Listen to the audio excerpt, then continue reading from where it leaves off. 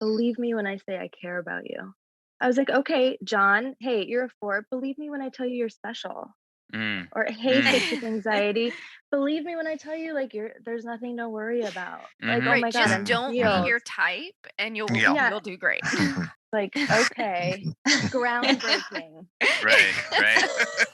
I'm constantly like generating these ideas for new threads where everybody can have a good time and I can have an excuse to share myself with you because I don't feel justified sharing unless I let you share too.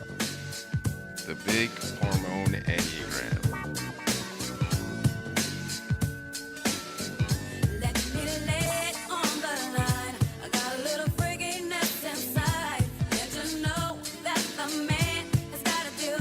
Hi, I'm John Lukovich, sexual self-pres over the 5-wing 458 trifix. Hi, I'm David Gray, self-pres sexual 9 with 1 974 trifix. What up? It's Emeka. I'm in an 8-wing 7, sexual self-pres with 854 fixes. Hi, I'm Nancy. I am a self-pres social 3, wing 4, with a 369 trifix. If you like our podcast, guys, make sure you go like and subscribe on the Apple Podcast app. And if you really like us, you should definitely leave us a review. I forget, what were we supposed to do today? Make the twos feel better about themselves?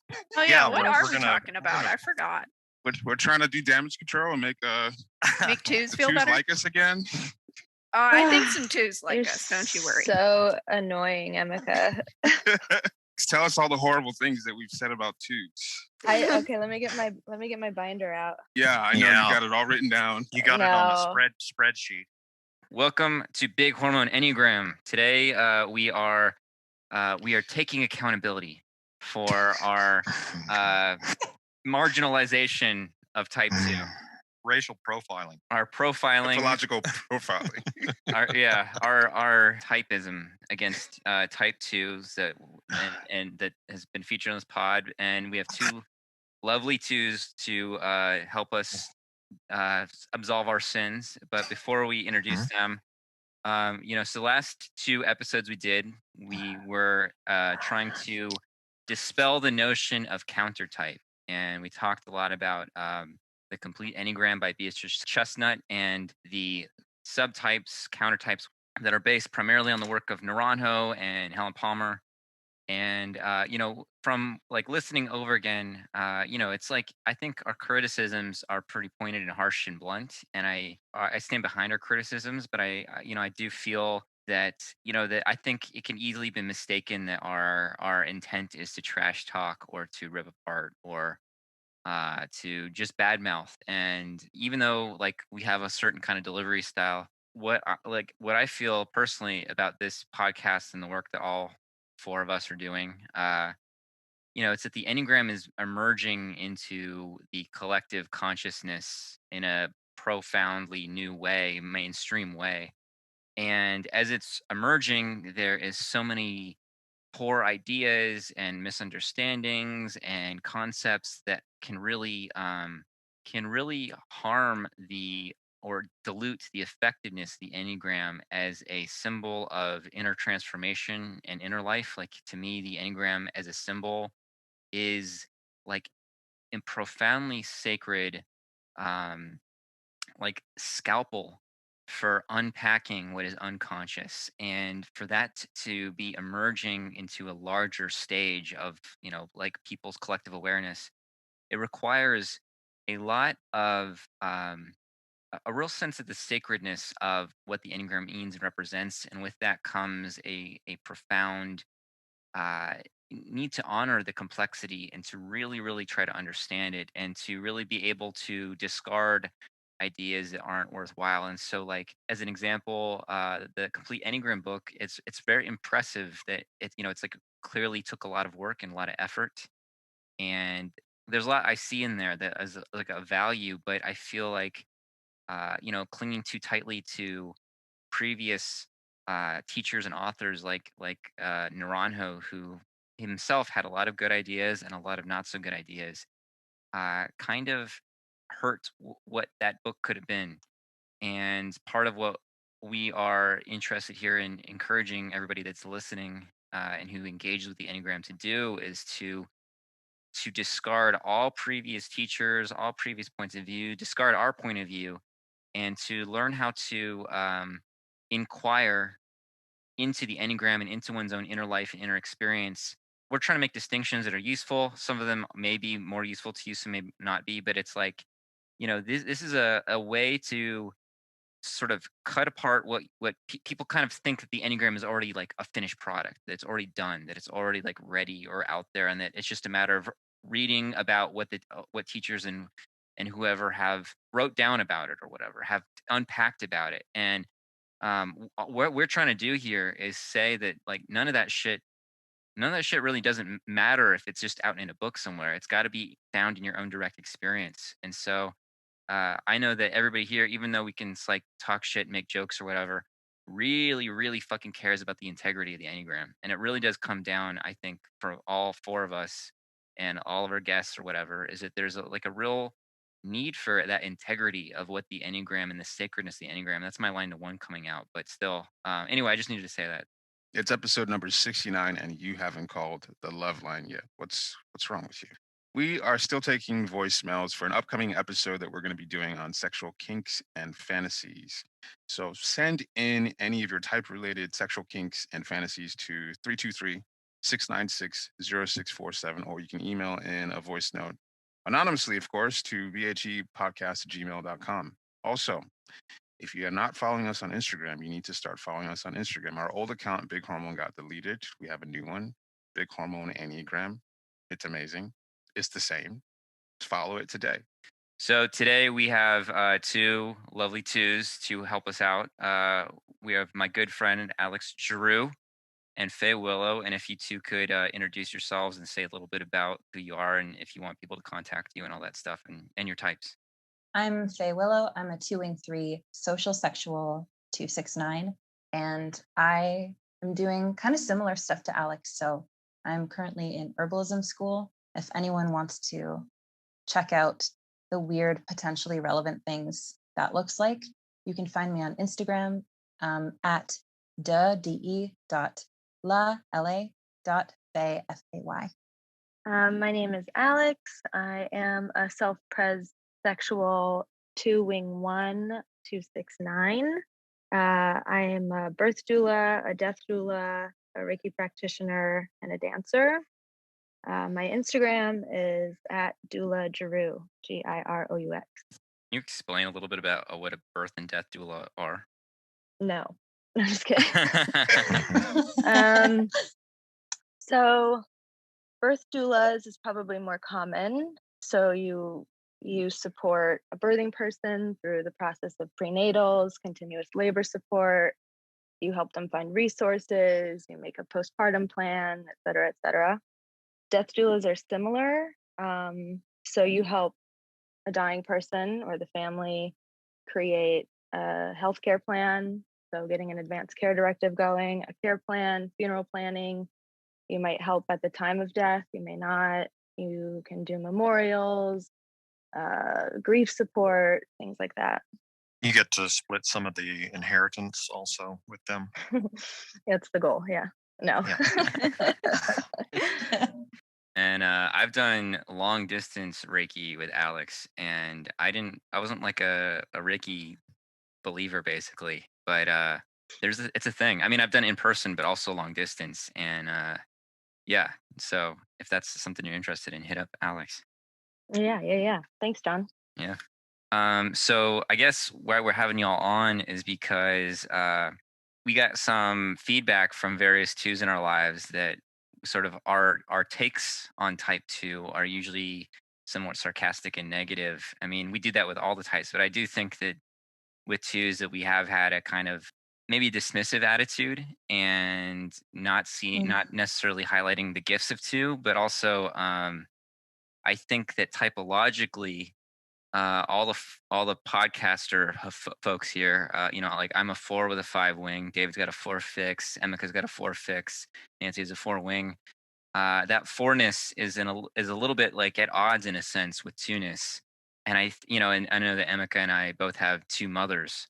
So I do think that there's a little bit of a collective podcast 2 shadow here. And so I think it's worth talking about and also exploring to and kind of understanding to on a deeper level.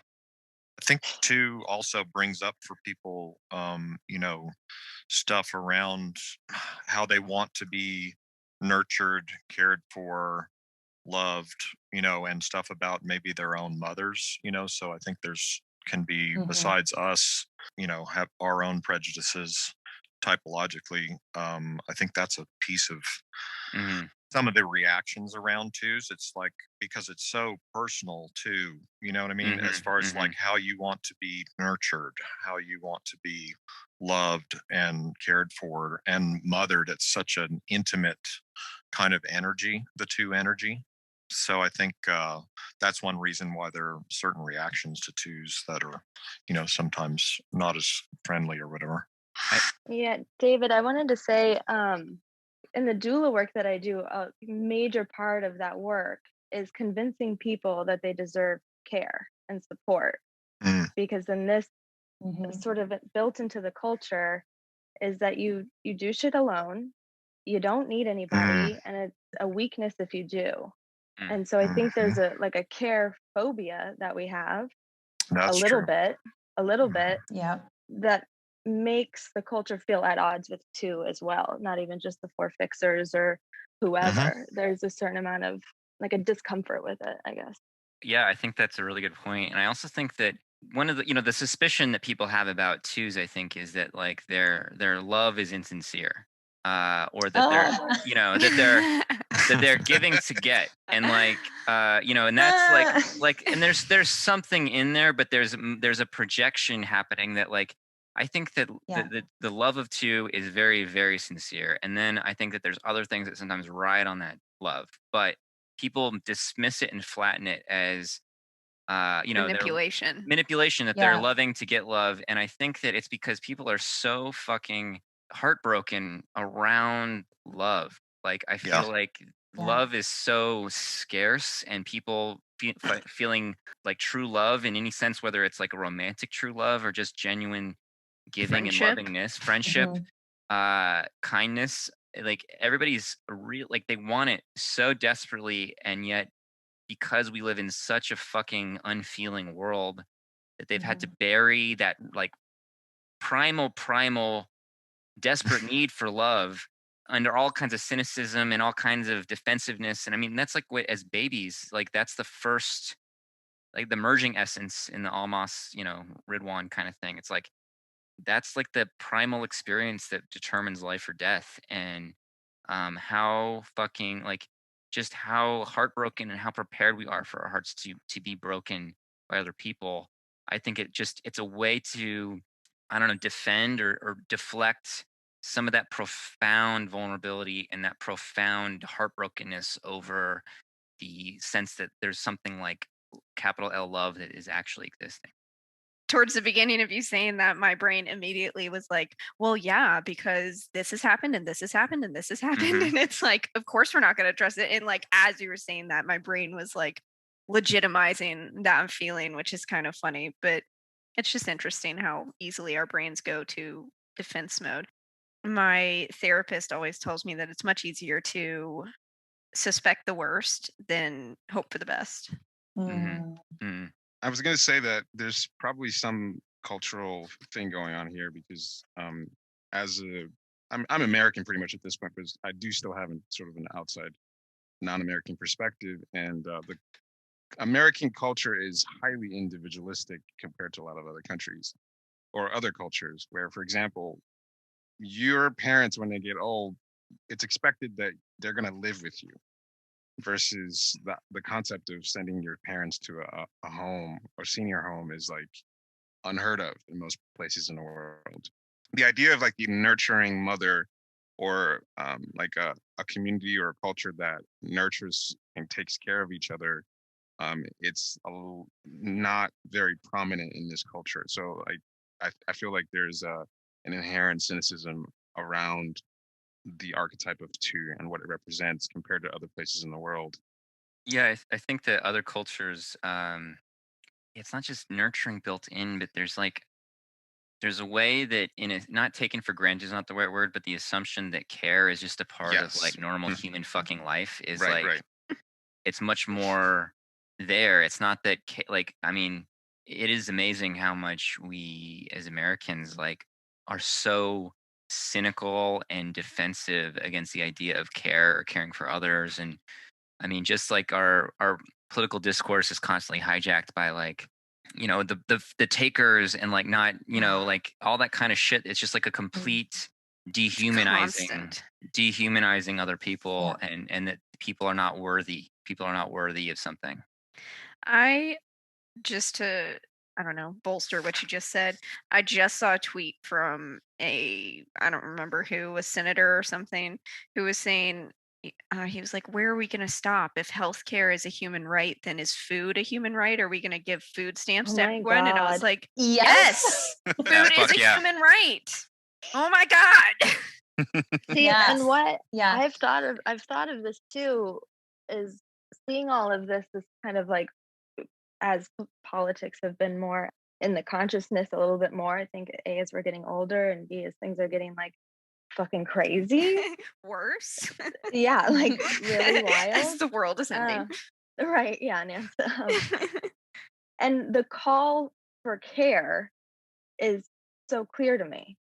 Like, can we Mm. just fucking care about each other? Can we look Mhm. out for one another? Can we get mutual aid? Can we care about trans people? Can we care about Black people? That's Mhm. the call, because we're in a society that doesn't care about that. And we're having to sort of band together and ask for it. And so that's why I get so like listening to the podcast sometimes. I'm like, okay, you're going to dismiss an entire group of people that are like willing, ready, and able to sort of like come to this call. Yeah. But at the same time, this is what we're collectively asking for from each other. Yeah. So I'm reconnecting to my Mi'kmaq ancestry. So I can see how much love and care is woven into the teachings of my culture and how much it's been taken away, like, and how lack of care is an agent of colonial imperial expansion. And like one of the things that, has been done to my people is, You mentioned who your people are. Can you yeah, Mi'kmaq. and say more So, about that? yeah, so we are primarily, like most of our bands are in Canada on the East Coast. So I'm Indigenous. I've been reconnecting to that culture for like the last 2 and a bit years. I moved to be closer to the reserve as well. So I've been, really taking the time to participate in community and like listen to the things elders have to tell us before they're gone. And like people that went to, if anyone knows what residential school is, the last one closed in Canada in 1996. And basically what that was is the like English Catholic Church snatching up kids from their families as young as, like 5 or something. And like we have elders, grandparents alive today, even parents that went through that. And one of the things, like the way that they exert that kind of cultural control is depriving very young children of love. They deprive you of your name, your siblings, your opposite gender siblings, and any physical contact with each other. Like I can see how depriving people of care just completely, to put it bluntly, like warps everything. And for me, I have kind of always known that. And it's what's difficult, I think, about being a two is that like my heart is right there all the time. And people can see that and feel that from me, I think. And when I try to reconnect into my communities, like urban Indigenous communities, like my own two-ness has been triggering for people because of those intergenerational traumas. Not saying, oh, woe is me, because I have a lot of fucking white privilege, but like I see how bringing that energy into that space kind of awakens those cross-generational memories, Yeah, I was going to say that maybe something that's coming through in our criticisms of twos, especially for me and John, because our mothers are twos, is that there might be, especially with four fix whatever, is that there is a way that you can, at least I can, discount anything good, and it's not to say that my mom has been a very loving and caring person. She's the first person, if anything's going on with like a natural disaster or something, she wants to be on the front lines of like, healthcare. Like she's a nurse. And so it's very easy for me to take that for granted because I grew up with a two mom who was just always looking for ways to take care of me. To discount that as this is just a given. This is what my mom does. So if I had to, I tend to fixate on what's wrong. What's wrong with this picture? You know. So I it's never noticed. so that's all I'm gonna say. But it's kind of like it's a given that my mom is super loving and super caring to a fault. That I've taken it for granted. So that's just worth saying.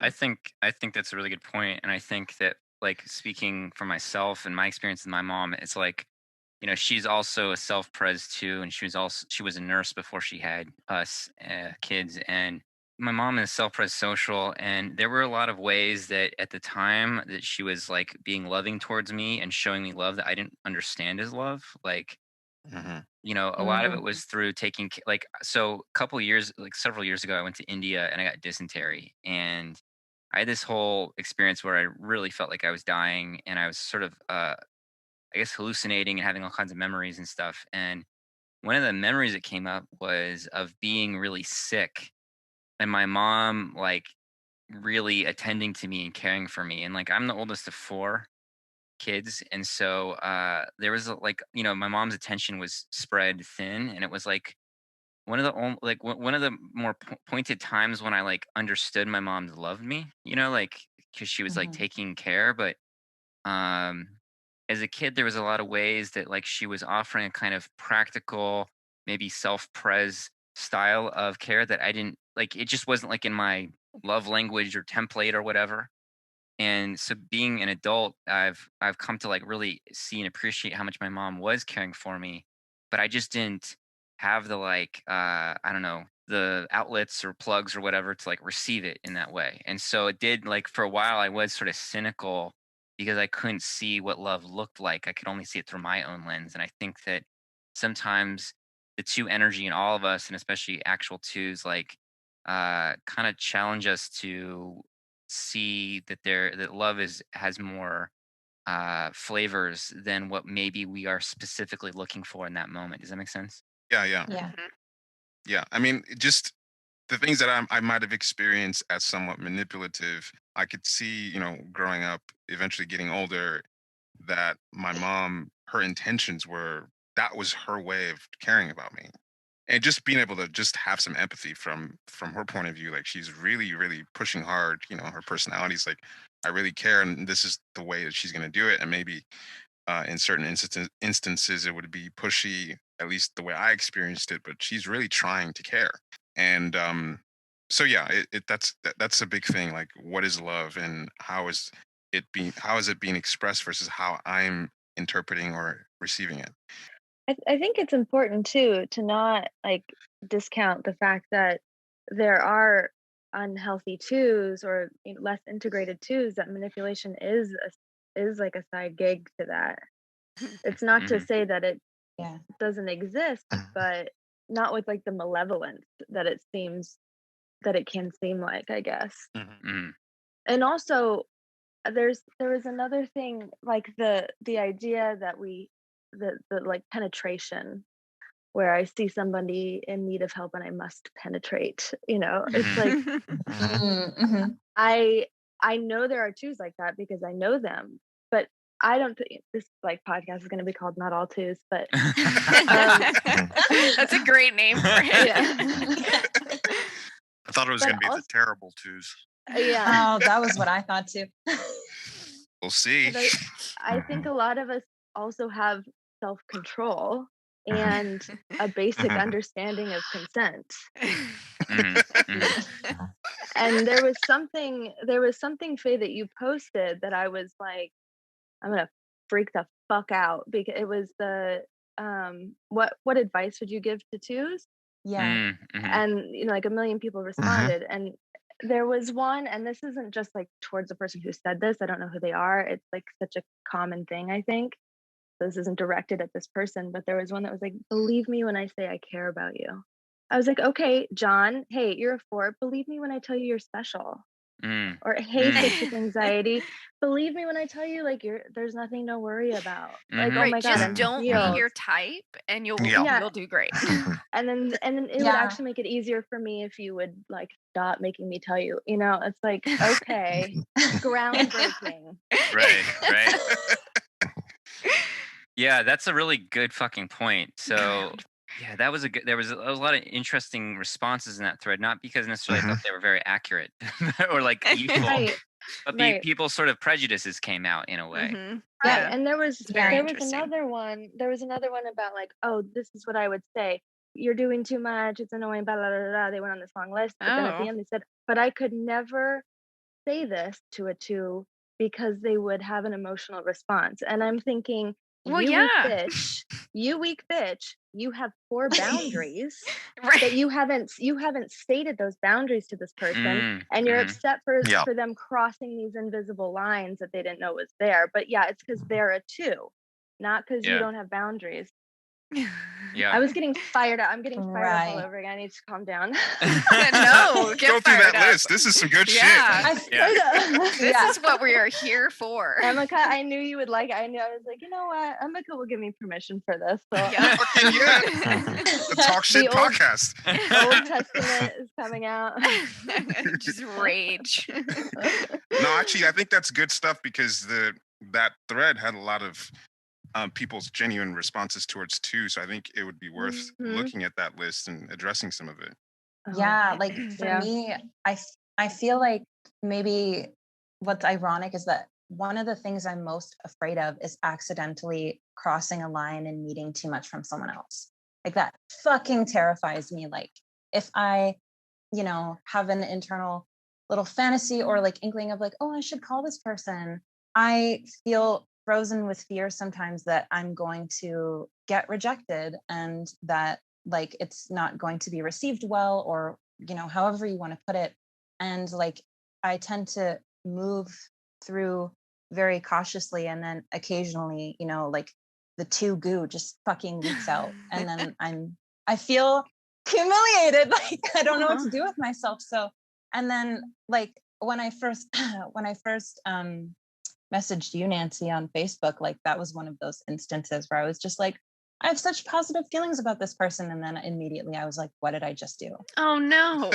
I loved that message. You didn't respond, and I never respond. I never respond to anything. She has a boundary. Oh my God. No, I don't. I just read it and I went, oh, that's really sweet. And then I put my phone down. And then here I am having all of these like worst case, like my 2 and 6 together. She hates like, me. Oh no. Oh no, not at all. Not at all. That is, and I'm I like knew sweating thinking about it. Oh no. I recently thought about that and I was like, oh, I never responded. I was like, oh shit, she probably thinks that I didn't like that. And that I literally had that conversation in my head recently. No, for anyone listening, if you ever contact me and I see it and I don't respond, it means nothing. Means nothing. Because you are nothing. No.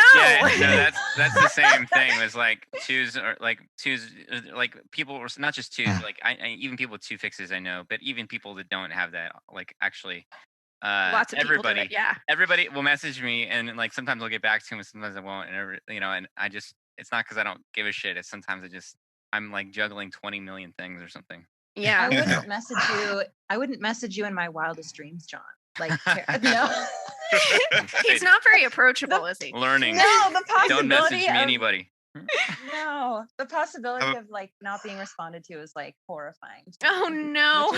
Yeah. Stupid, because it's like, of course people have their own lives and I can tell myself all these things intellectually, but like all of these stupid neurochemicals firing, being like, oxytocin, hello, like come in, and it's not there. Like I'm not plugging into anything, and then I'm just like having to self-soothe, which is an interesting, like, I guess, phrase for that, because it's like tapping into like the mommy baby cycle of like, okay, now I got to be mommy for me, like boo fucking who.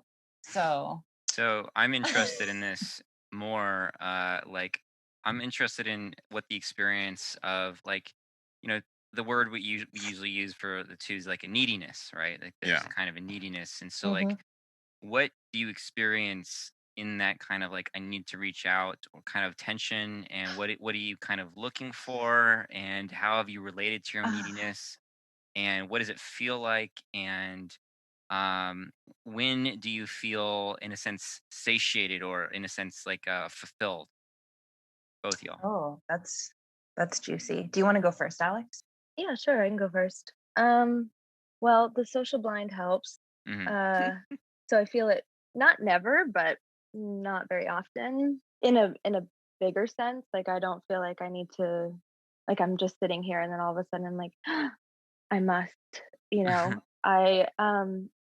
I'm not really in touch with it right now, so it's probably either doing really good or really bad. So um yeah, I'm really not. So maybe I shouldn't have gone first. Okay.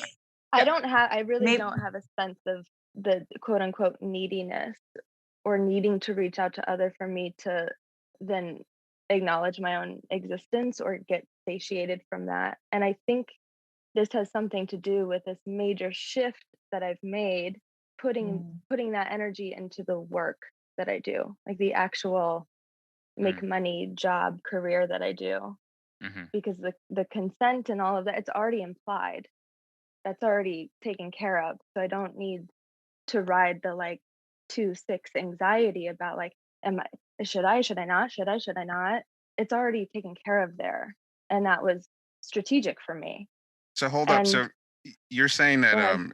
that as a social blind, this has always never been a huge thing for you, or that it has been a huge thing for you, but you've made a shift.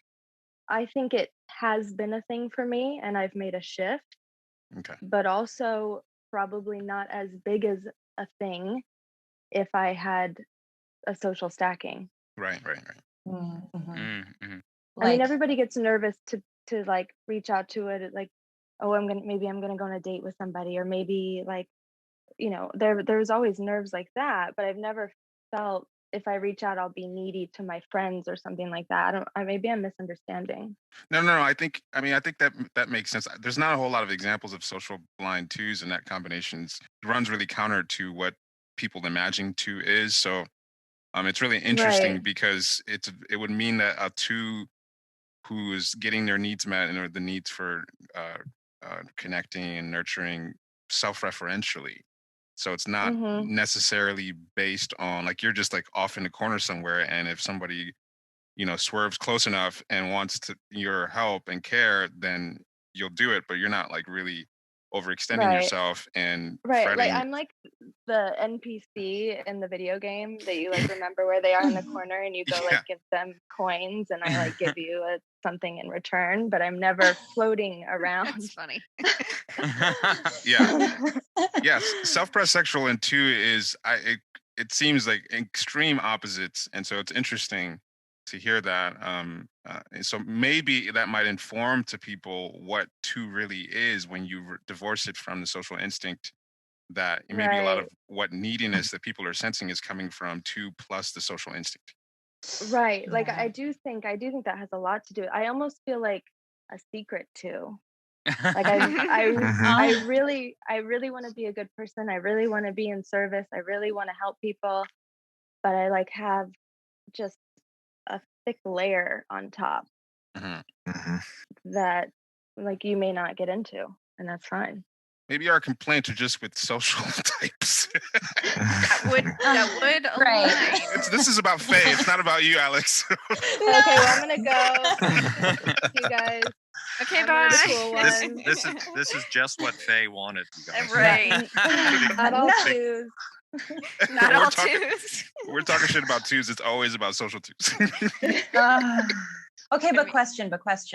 Okay. So say you like someone does come into that corner and offers you those coins and they you give them whatever they paid for and they just like throw it on the ground. How does that make you feel? Like if You've come someone- out of your self-protection energy. You've like given them the time and attention, and now they're rejecting it, or what feels like rejecting it in some capacity. So like if you're saying like if someone asks me for help, I give them help, and then they like don't, there's like something bad happens after that, or it's like a rejection of my help. Well, then they're an ungrateful twat. And I think what an ungrateful piece of shit. And then I go, but I'd help them again if they ask. And then I go back. Oh, mood. Yeah. I don't know. I mean, of course it makes me upset. And I think this is also because I've, been looking and learning about the Enneagram through John and this podcast. It's not always. I mean, this is like a very, dry version of what I go through. I mean, it used to tear me up if somebody would I would perceive rejection in some way, but not as deeply anymore. Mm-hmm. So now I think, well, that was a fucked up thing to do. And I might sit on it a little too long, but then I go, okay, well, they come around. So I don't know if this is changing the topic or not, but it feels related to me. I was wondering from our twos about there's this sense, it seems, of loving or being called to love or to offer or to nurture or something. And just like any type has something essential that they're trying to offer other people, but what in y'all's experience starts to cloud your offering, so to speak? Like how does it get distorted through your personality, and like what comes out of it? And what is that like? What's the inner I could go, oh well, twos when they're not healthy, they're like blah blah blah blah blah, but that's like what in your experience is like what kind of interferes with really expressing what I'm hearing, at least, that you are sincerely trying to express? I guess for me, and this is probably social as well, like kind of getting hung up on the way that it's going to be perceived. So it's almost like the packaging of it kind of obscures what's inside, in the sense that it's like I've decorated this box for you so much that you can't even really open it. You might be able to shake and hear what's in there, but like the authenticity has a harder time bleeding through, because I want it to be perfect in a sense. So there's like a managing of how it's going to be that sort of occludes what's actually being offered. Yeah. And like David has kind of brought this up before as well, around like for me as self-pres last, like those things doubling up together, like there's a really big lack of self-reference, not in terms of what I'm interested in or whatever, but in terms of like self-discipline and just like spending time alone, even internally. Like even when I'm by myself, I'm bringing people into my thoughts with me always. And I talked about this this metaphor of like, I feel like I can't really participate in anything if I'm not bringing something. Like I'll try to start conversations with people I'm like, okay, what's like a really good meme right now? Because I don't know what to say. Like I can relate to that as a rejection type. Yeah, that's super rejection. Yeah. And I do project out into the world some rejection stance stuff, that people who just sort of exist in social spaces and don't really bring something, it really drives me up the wall. Like, you're not contributing something to this amount of attention that I'm giving you. I want to delete you from existence. So true. I do the same thing, Emeka. I'm like, I think it's jealous here. I'm like, how dare you just Yes. sit here and do this, and people aren't like disgusted by you, and I have to like I have to bring something to the table. This is crazy. I wish I could be fucking lazy like that, Well, for me, it's like, you're not bringing anything. How dare you take up my time, attention, anything? How dare you even expand and take up space without bringing something? Like, I need to eliminate you. What's really funny about all of this is that when you guys say that you feel like you have to bring something to a social setting, my first assumption would be, well, you're doing that because you assume other people want it. But it sounds more like you're doing that because you're afraid of other rejection types judging you. It kind of sounds like that, yeah.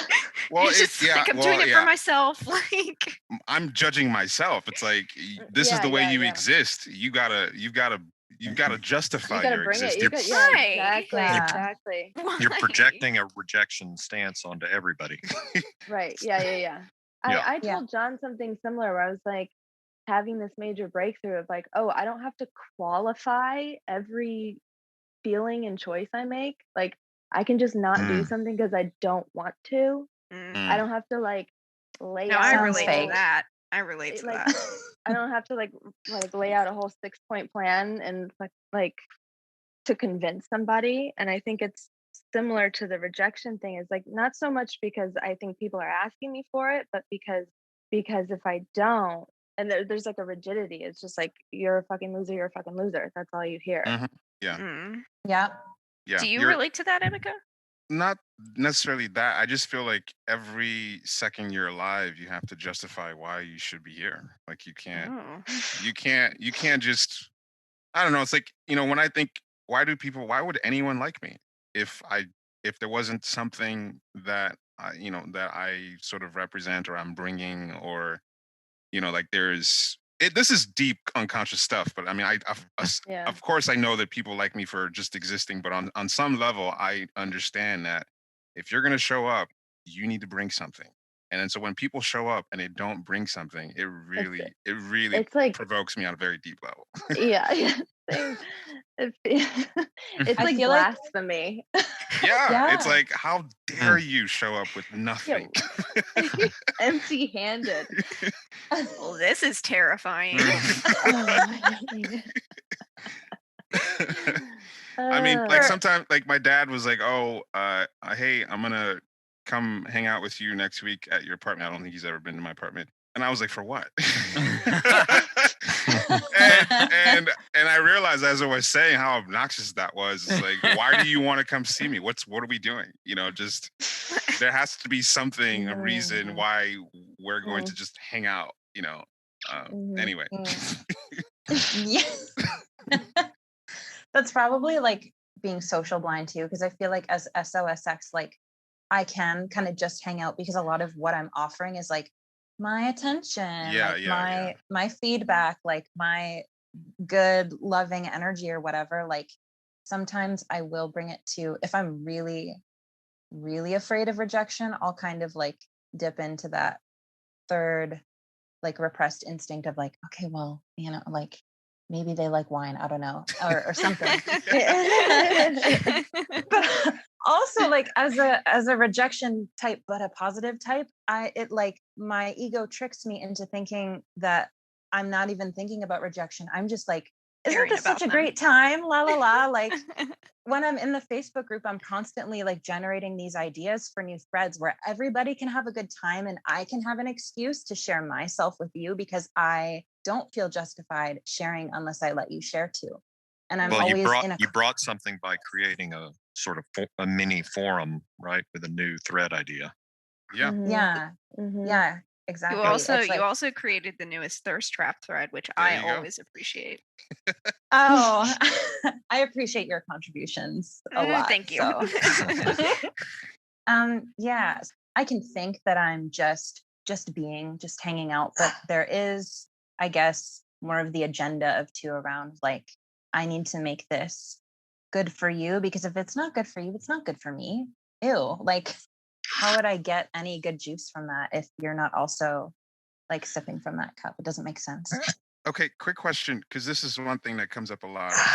People saying that this love and care that twos have, that is conditional, and that's Mm. what do you guys have to say about that? Because I mean, what you just said about like, I want you to have a good time, and if you're not having a good time, I'm not having a good time. Like, is that part of sort of the conditions that you're tapped into? And what do you think about this notion that people have that twos are only doing what they're doing because of some kind of conditional payback that they're looking for? So for me, my love is not conditional, but my care might be. What does that mean?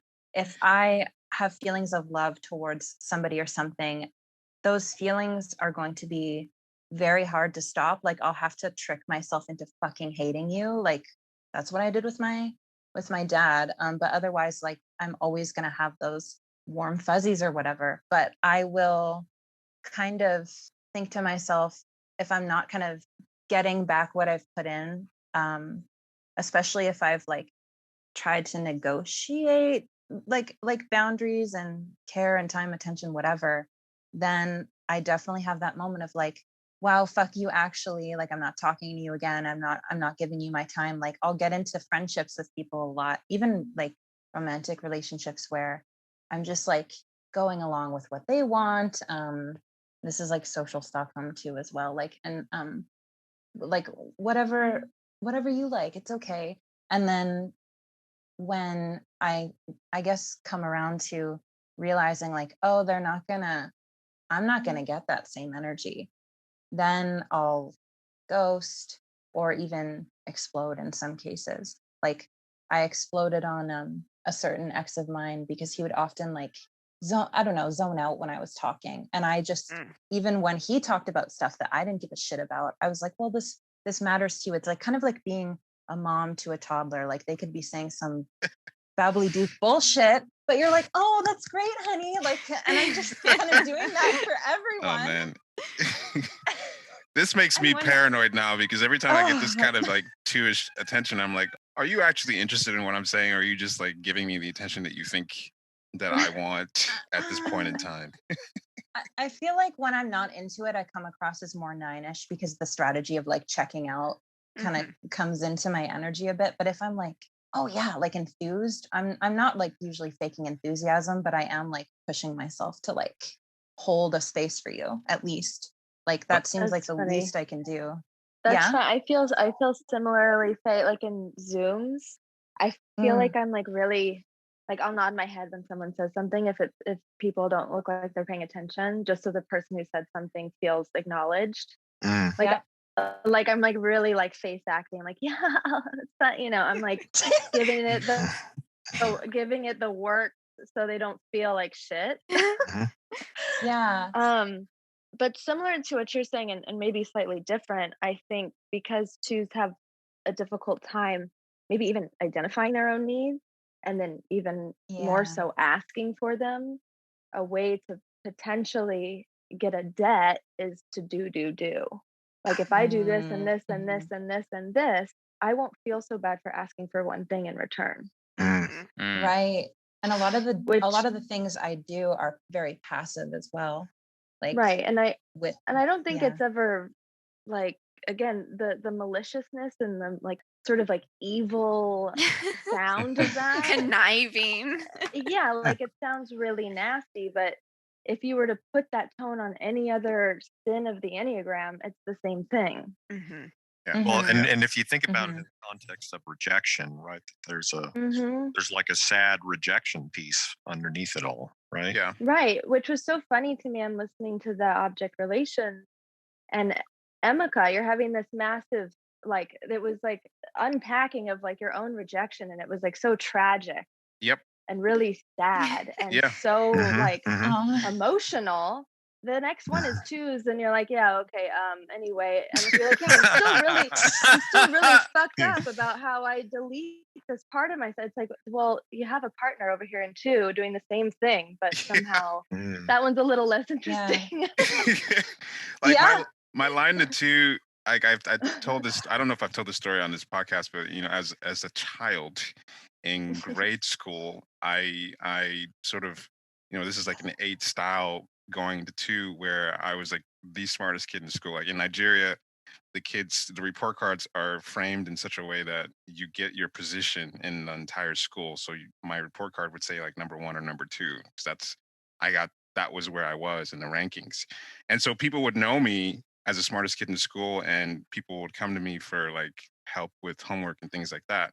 So I built a reputation as someone like who didn't give a shit about giving kids test answers, quiz answers, homework answers.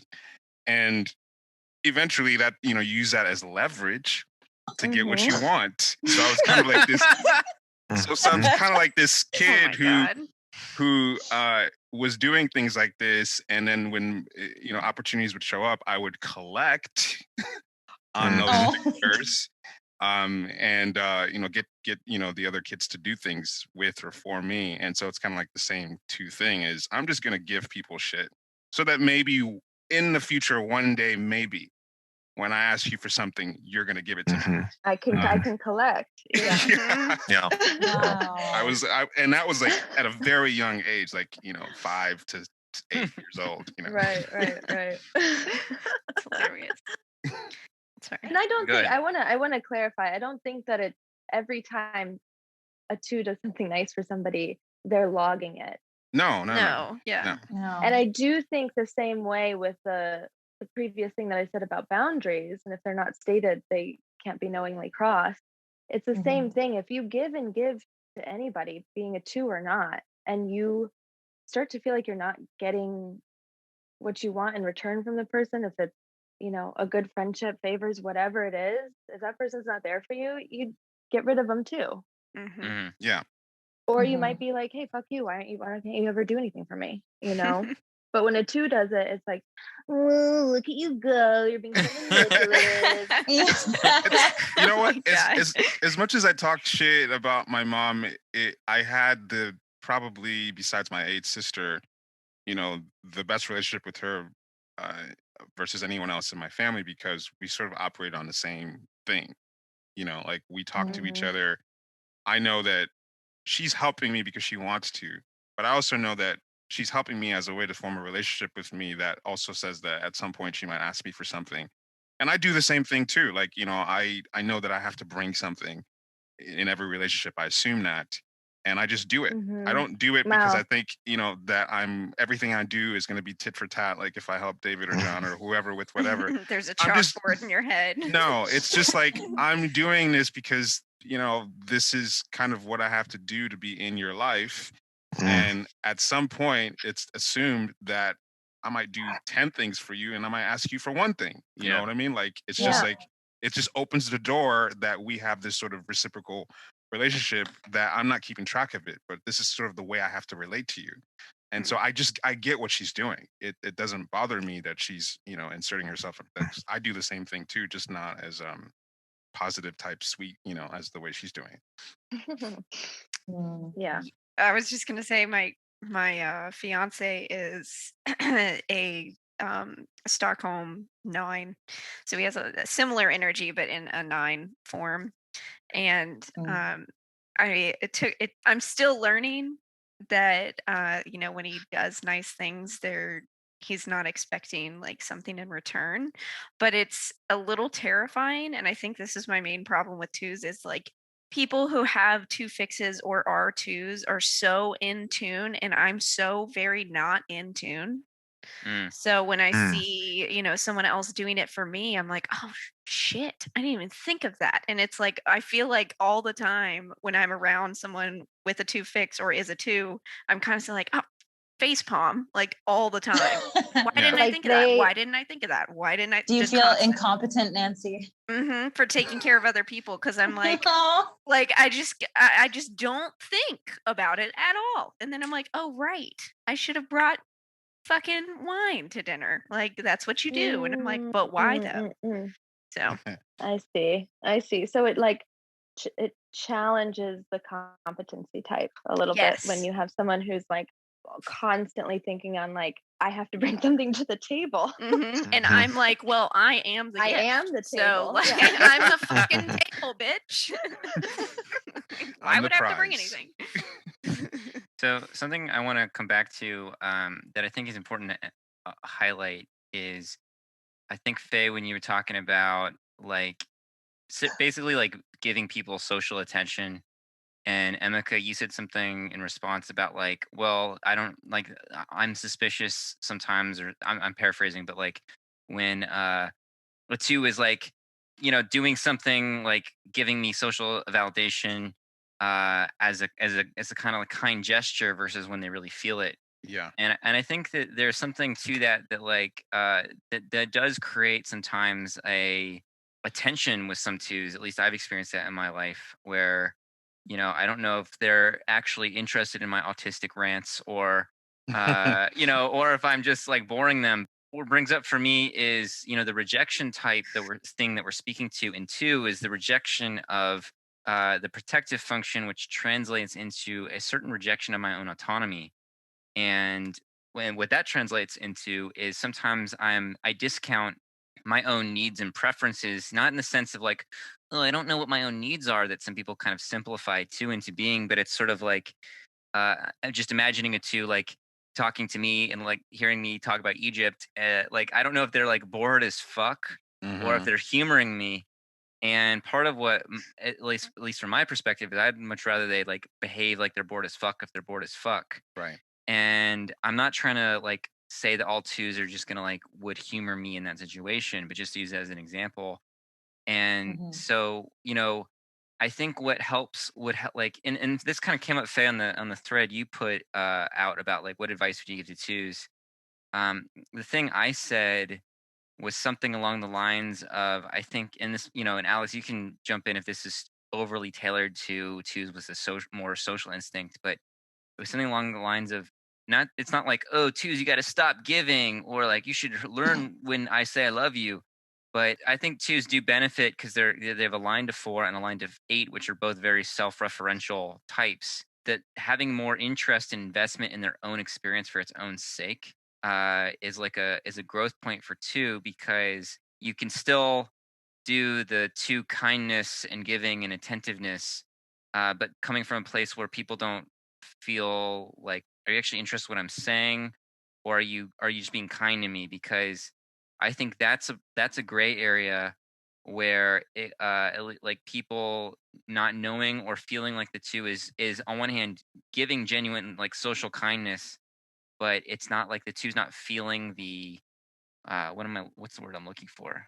Like if I was talking about Egypt, and you're just listening to it for the sake of being like, oh well, John's clearly a lonely person who like, No, wait. then I feel foolish if I suspect that you're just humoring me, versus like, oh John, like I'm interested in like this thing you have to say about the pyramid, and then like I'm good now. Let's talk. You know what I mean? So you Yeah. mean like the kindness is disingenuine, therefore it feels like you've been tricked into like a I wouldn't say tricked. but I like don't think he means tricked. I think the lulled a kindness is little bit. genuine. I think the kindness is genuine, but I feel like sometimes, like if I was to go on about Egypt and you were not interested in it, but you were sort of showing me like, yeah, and the intent would obviously be to like not shame me, which is like really like wonderful and something I can appreciate. But if you're not interested in it, then it's that thing of like, oh fuck, I just made a fool out of myself by spilling all this shit that I'm fascinated by. That you know what I'm saying? Yeah. Well, I was just gonna say, like, seeing you take joy in that some often is enough for me.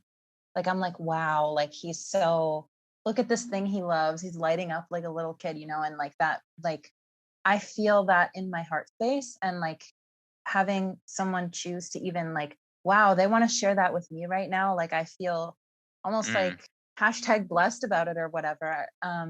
Of course, then I would just hope that they would kind of allow a little bit of that space for me. It's like maybe I want to like vulnerable share, but like um I'm on the spectrum, so like my two-ishness has like a I'm gonna info dump about my relationships edge to it. And sometimes like when I'm going on or like boring David on the phone or something, I'm just like, wow, I hope that this is okay. So I kind of have like an experiential empathy for that Mhm. as well. Mm-hmm. So it's like I like that you rant about Egypt. I don't know. Thank you. That's all that question was, wasn't it, Yeah. John? You Do just you like wanted someone Egypt? to say, yeah. I turned that into a validation fest. Sorry. Here I No, go. no. What I was gonna say about, I did read what you said, John, on the advice, Hmm. and I do think that's a quality piece of advice, to be for a two to be just as invested in their own experience as much as they're worried about others' experience. Hmm.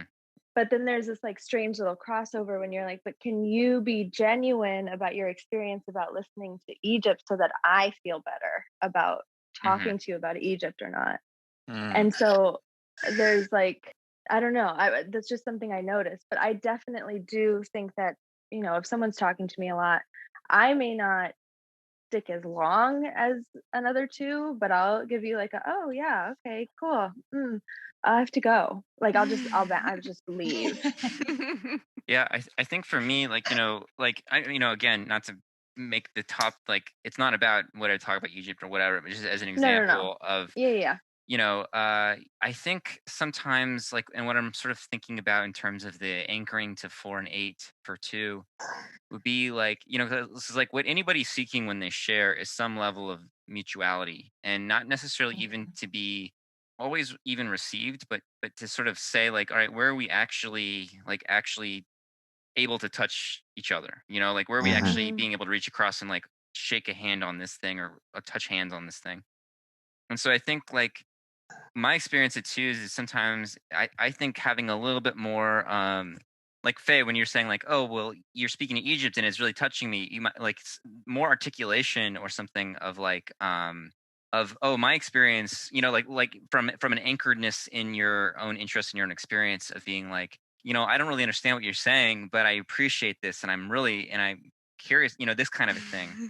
And I think Mhm. that kind of Yeah. like that's like that the rejection type being able to hold a bit more of their own experience with the other person's experience, because I think that sometimes the trouble for twos arises when it's like, oh, this person is offering this or speaking to this or something, and suddenly I'm like, my attention is maybe like 70% them and 30% myself, whereas like I think that like the invitation for twos is to be like 50 me, 50 them. You know what I'm saying? Yeah. That makes more Mhm. sense. I think there's also kind of a clash going on here with the rejection, not the rejection, but the reactive type versus the Mm-hmm. positive, because this is not just a problem or an Yeah. issue. Not, I don't want to say problem, but issue for the way that reactive types might experience twos, but also maybe for nines, because we're talking about a different style of positive type that for nine is like, I'm just going to absorb whatever this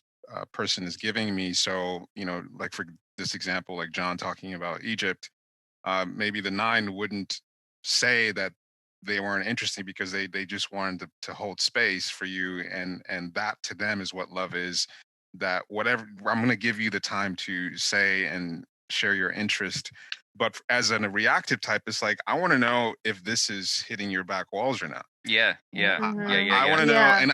and it's kind of like, I want to know specifically when it's not. Yes. Like Yeah. if I'm talking Give to me you, feedback, real yeah, time. Yeah. like for John, it's like, let's say he's talking about Egypt. He wants to know when he loses you. Like maybe you're Yeah. initially Right. interested.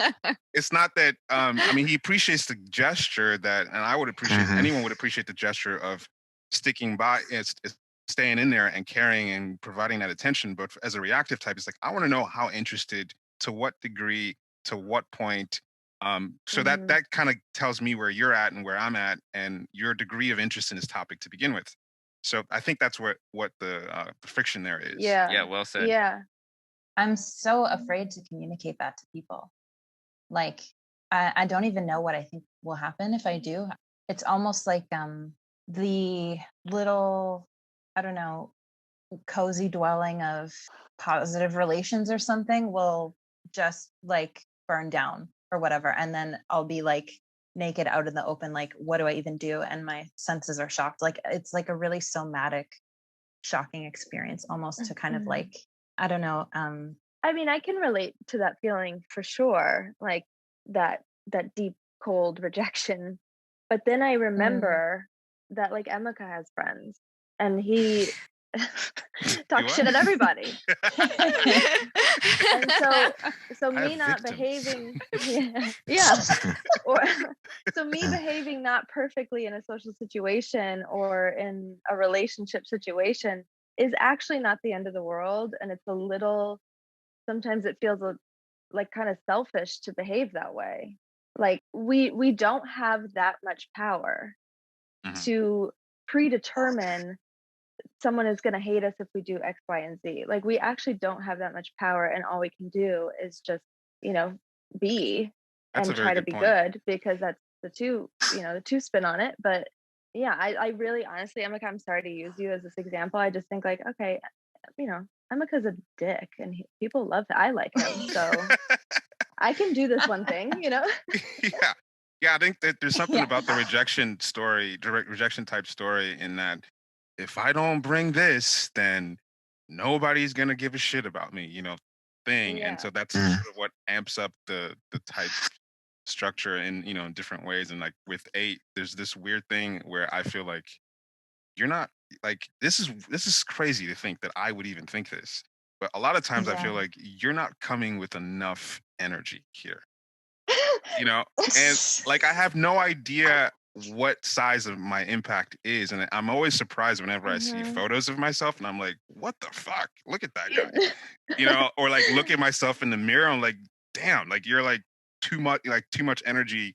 I don't, but on my own I always feel like I'm not bringing enough. It's fucking insane. Mm-hmm. Wow. I feel like Yeah. watching other people get rejected is super hard for me as well. I can't do it.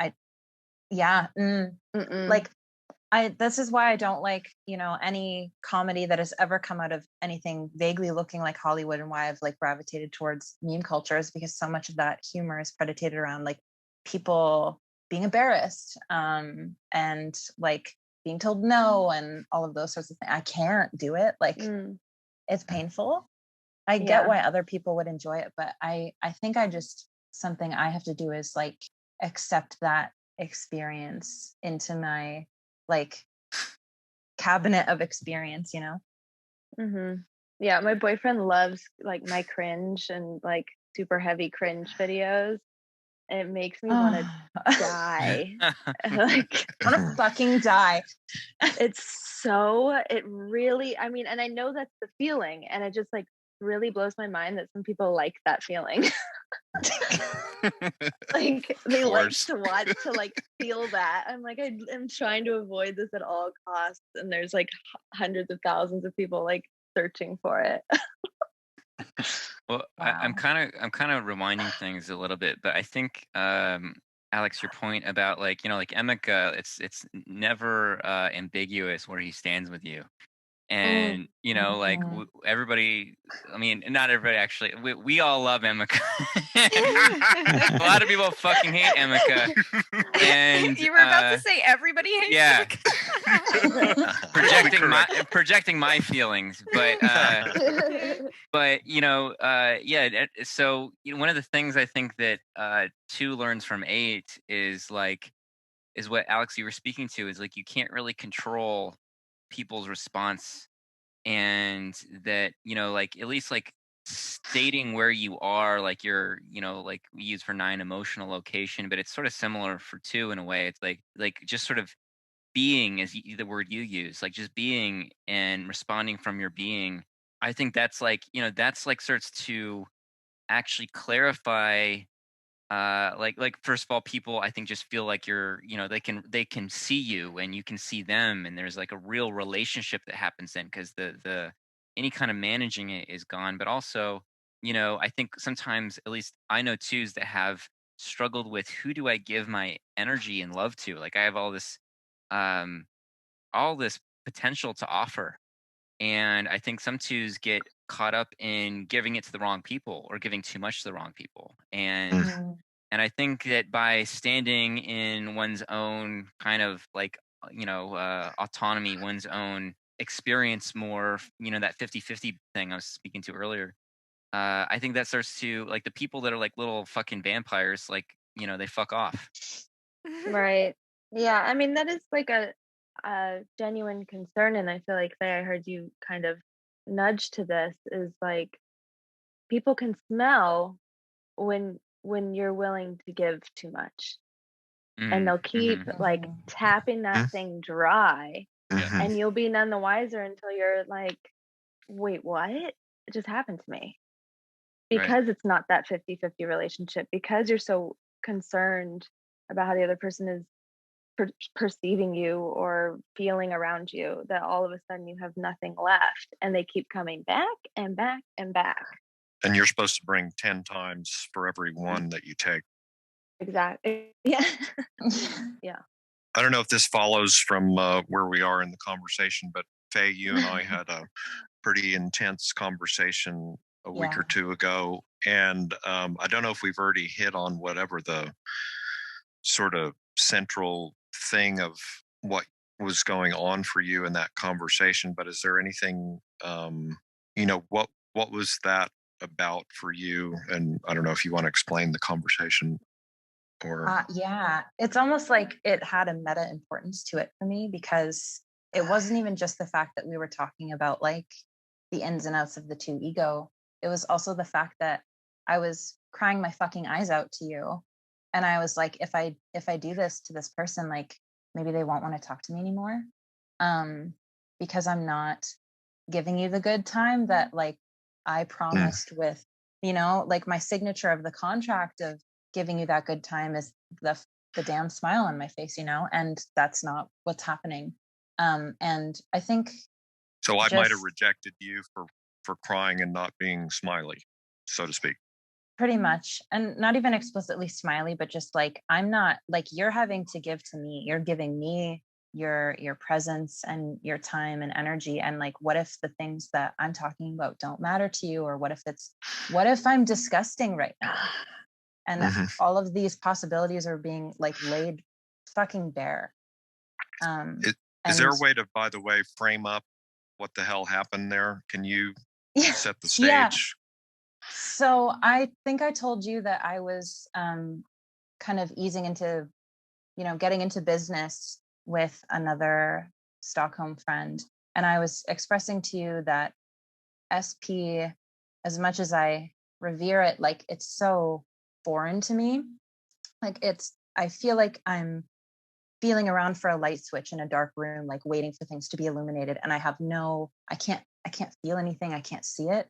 I don't know how to give that kind of structure to my life. And even just like being on the line for something tangible really scares me. And then you were kind of talking about how, I just have to hack my two ego and like remind myself that I can't be the good giving person that I want to be unless I find that SP.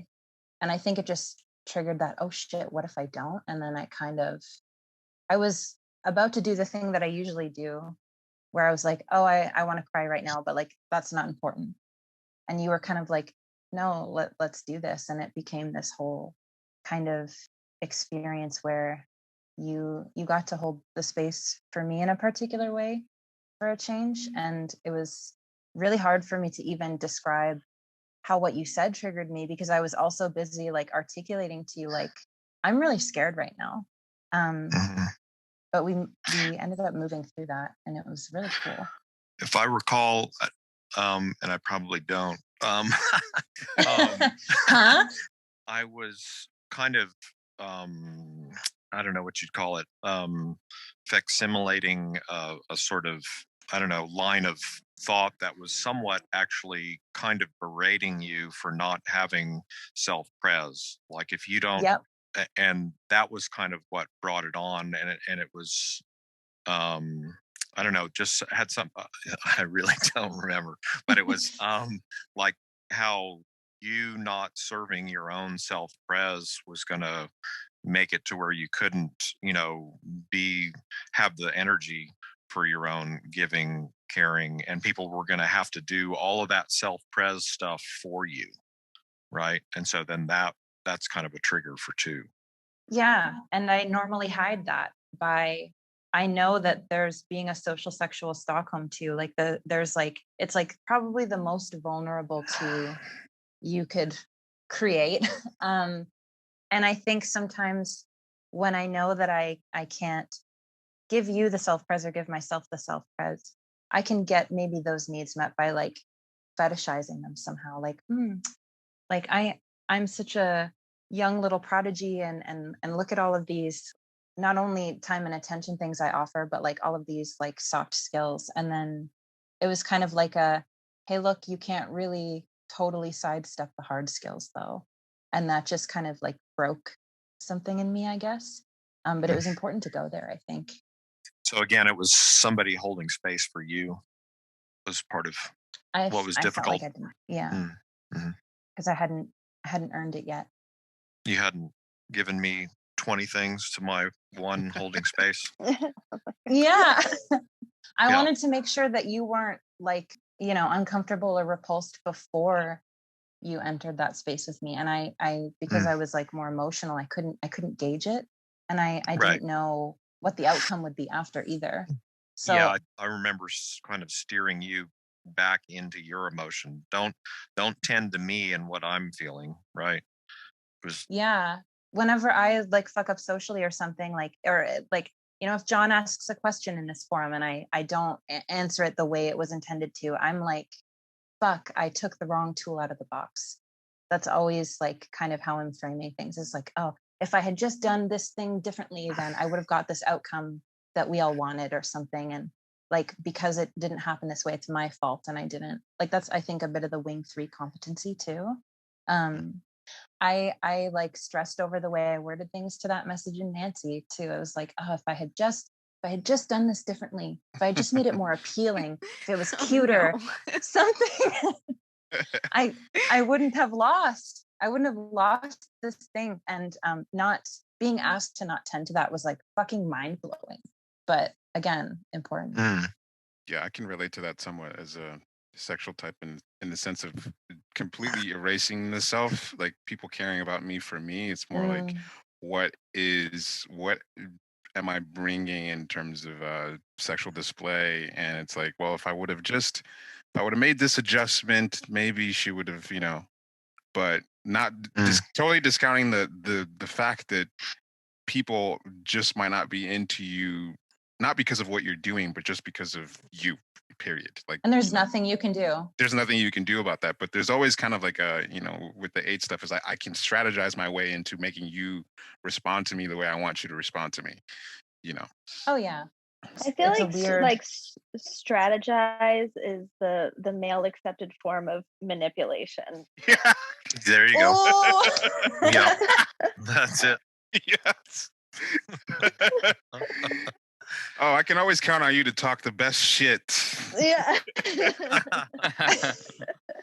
By the way, mean girl lessons. Is there any more stuff that Alex, you want to point out, or Fay from the thread? Any more shit talk? Because there's still a lot of tea on this thread that you might want to point out. People were going wild in that thread. I feel like I always start these wild threads and I'm like, what have I done?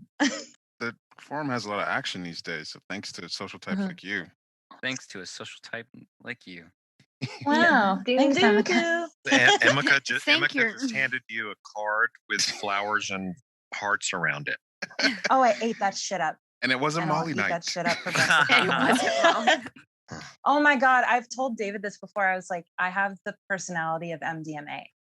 Oh, really? Yeah. Yeah. That makes sense. Yeah. Yeah, totally. Yeah. I'm like, I don't have to be on that shit around you guys because it's like, oh, you're going to be on that shit. No, you don't want me to be trust. No, but because here's the thing is if you're not on it, then you won't bring quite enough. I'm going to fucking kill you. I guess for me, like when other people around me like are doing Molly, my experience is, finally, like this is what I've been waiting for. Like, yes, it's like you finally match me now, because it's like people's hearts just go like blah, like Sailor Moon transformation style. Yeah, and I'm like, yes, like bathing in that shine. Yeah, we were all sitting around telling each other why we loved each other when we did Molly in New Orleans. That's my fucking dream. Like, that's my emotional orgasm. Imagine Emeka doing that. That makes me so uncomfortable. I'm sorry. Yeah, wait till you do it and you're telling everybody why you love them. No. Like, I repress that because I know that's what it makes you. I go, eat it, you stupid bitch. You're not telling any of these people. You stupid.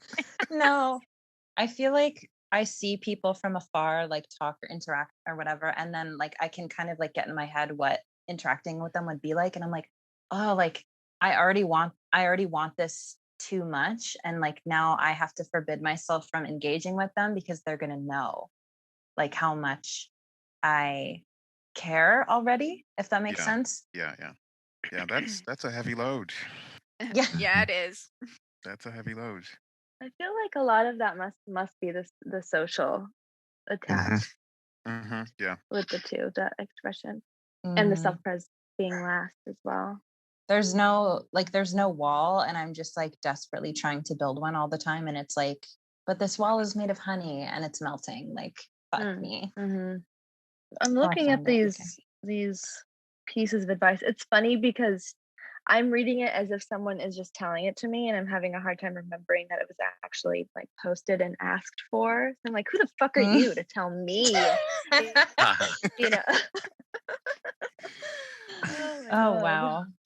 Some of them are just so condescending. It's Yeah. like, Jesus Christ. Like, that's the thing. I think there's this like tone of baby, and maybe this is like a chestnut thing. Like, we're not babies. Yeah. Like, I am Yeah. not weak. Imagine caring so much and then being like shit on for it and then still choosing to care. Like, I'm not a little bitch. Yeah. And that's a great fucking point, because there was like on one of the groups, there was or group discussions or whatever, there was a argument about a certain person, if they were 4 or 2. Right. And Joseph actually is the one who mentioned that, you know, 2s are pretty tough. Like, Yep. there's this, you know, that rejection type thing. There's like something formidable about 2s. They're not little wimpy babies, and I think that is, you know, you mentioned the chestnut thing, the self-pres 2, for listeners.